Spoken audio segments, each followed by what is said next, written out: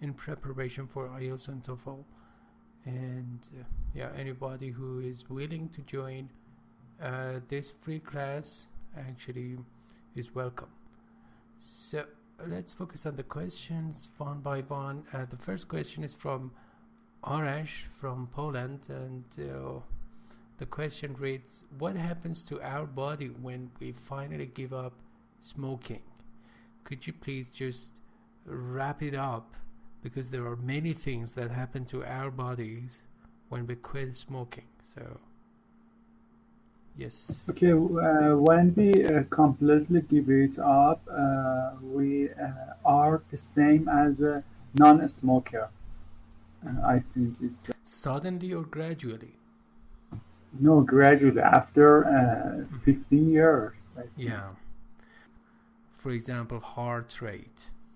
It is stabilized after a while, 20 minutes or so, but there are some changes that actually need more time for fulfillment. Okay, yeah, there are, as I said, so many changes. So what else? Can you mention some others? After give it up smoking? Yes. There are some problems related to shortness of breath, oxygen deprivation. Also a problem in DNA and DNA that causes after mutation. Yes, causes mutation. It causes cancer in our body, and after cancer in our body, and after give up smoking, it the risk of getting cancer it becomes zero. It's like other person. Yeah, it does not become zero, but actually the risk is reduced to a high degree.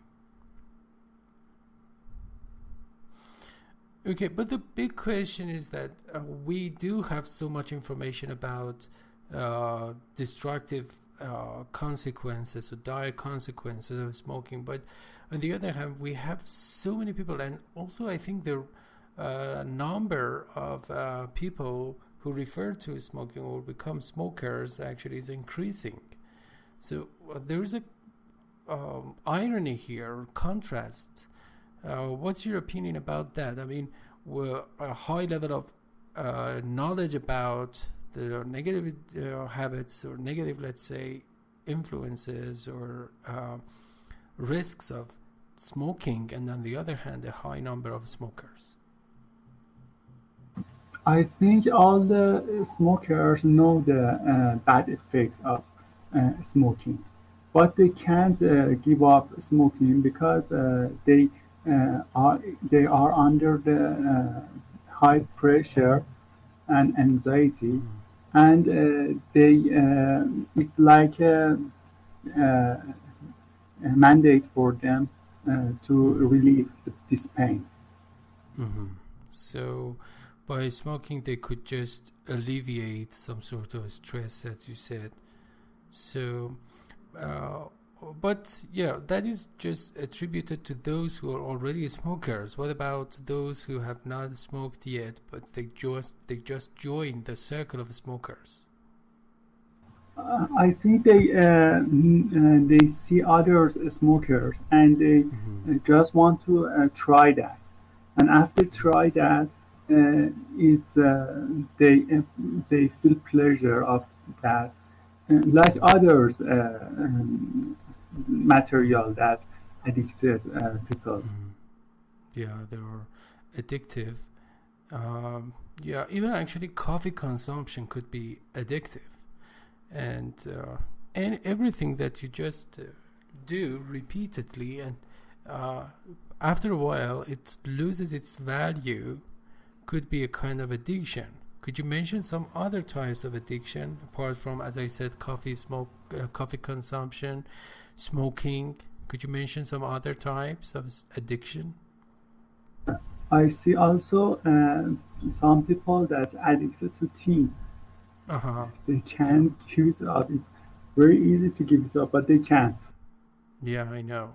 Yeah, because tea too has nicotine and thein, and particularly thein and caffeine.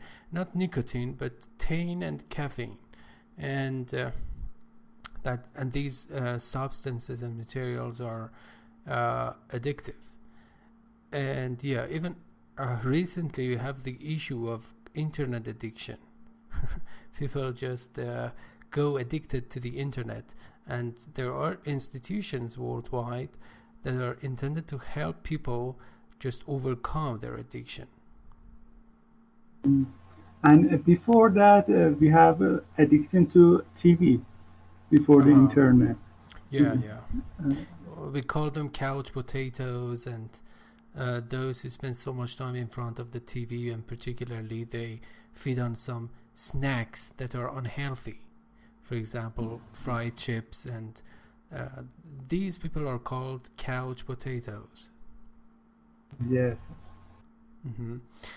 Okay, so do you know who or which genre of people are most susceptible to becoming smokers, new smokers, or I develop the think habit of smoking? yes. I think teenagers.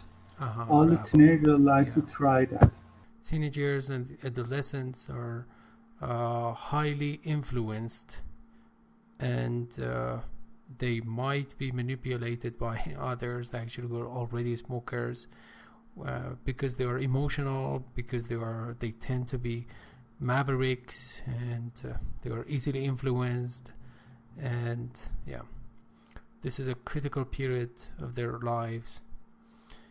All right, so let me refer to your question. What chemical causes decay in smokers' teeth? So the answer is tar. And do you remember what tar is?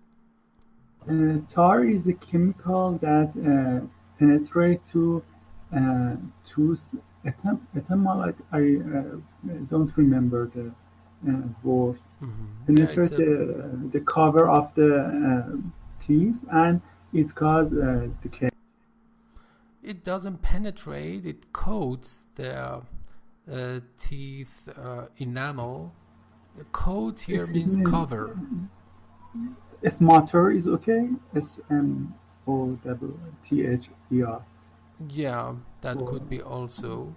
But coating actually is the best, perhaps, verb here, because it means it covers and overwhelms the outer layer of teeth. And little by little, actually, it destroys and decays the structure and the teeth issues. Okay. So, and it's a black resinous. It means it's so sticky, and it sticks to the teeth issues, and little by little, as you said, penetrates into the teeth structure. And that's why if you just take a look at the smoker's teeth, you easily notice that they are really yellowish and brownish, depending on the number of years they have been smokers. also, eating tea and caffeine also affects on our teeth. They have the same effect, you mean? No, I mean the color of our teeth. The color of our teeth. Yeah, it seems so, but I don't have accurate information about that. Yeah, tea and caffeine or coffee are highly addictive, and anything that causes addiction actually should be consumed with care.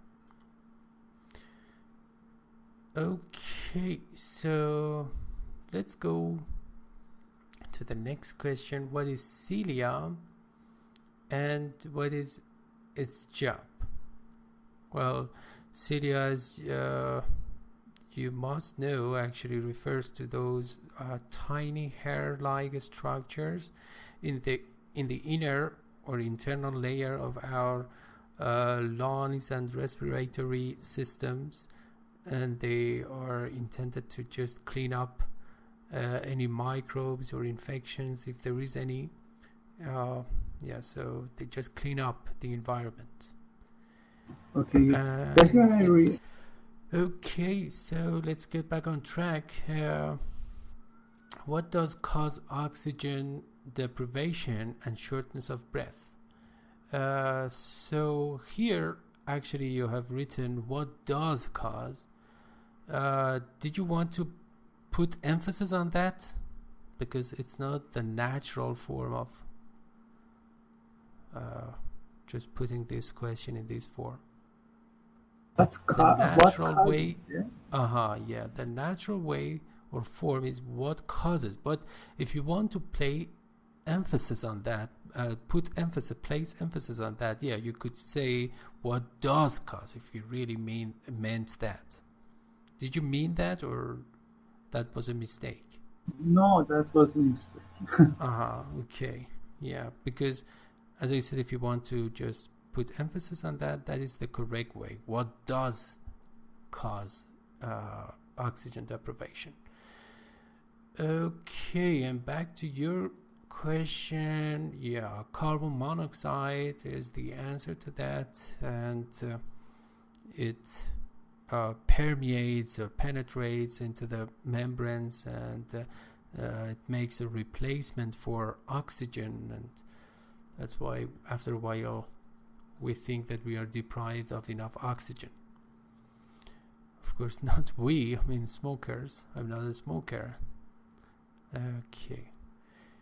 So the next question, the questions are rather technical, but anyway, on IELTS or TOEFL exams, sometimes actually the topics, particularly in reading, are really technical, and we need to be tolerant of that level of difficulty and handle it. How do nicotine cause heart attack and stroke? Next question. How do nicotine cause I think we don't have time to complete the question. I have a question Sure. from you.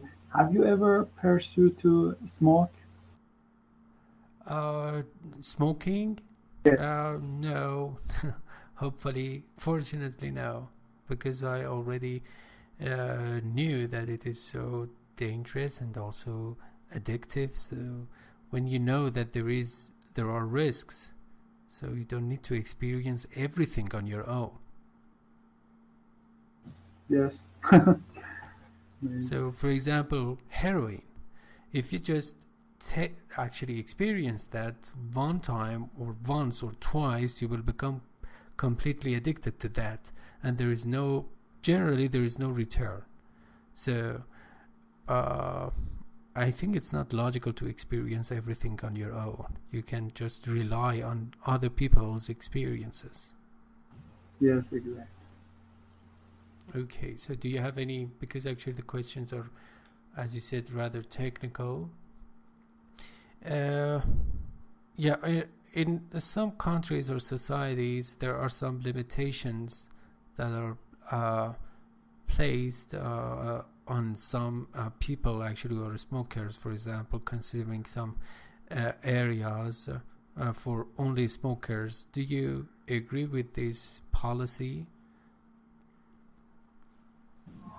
I don't understand what you mean. Yeah, for example, you cannot just smoke in some public places, and if you want to smoke, you need to go to some specific places for smokers. I think it's better because teenagers don't see others and don't want to try that. Maybe. Okay, so we come to the end of this session, and thank you for your participation and also your interest in our classes. So remember, you can always write articles and publish them on LELB Society under your own name, so please do that. It's good for you, and this is a good practice pay attention to some structures. For example, topic sentence. On LELB Society, we do have some articles about how to write a good article, how to write a good topic sentence, the introductory paragraph, supporting paragraph. There are also, when you use that search box on top of their website, and just you can find useful information about how to become a good writer, because it's so important. One of the necessary skills you need to develop in order to pass the IELTS or TOEFL exams. And so you can do that, and do that at your own convenience. There is no pressure, and I will publish them under your own name. Yeah. Thank you so much, Dr. Hayat. You're welcome. All right, take care of yourself and have a great time. See you on next Saturday. See you. Thank you so Thank much. you. Goodbye. Bye-bye. Bye-bye.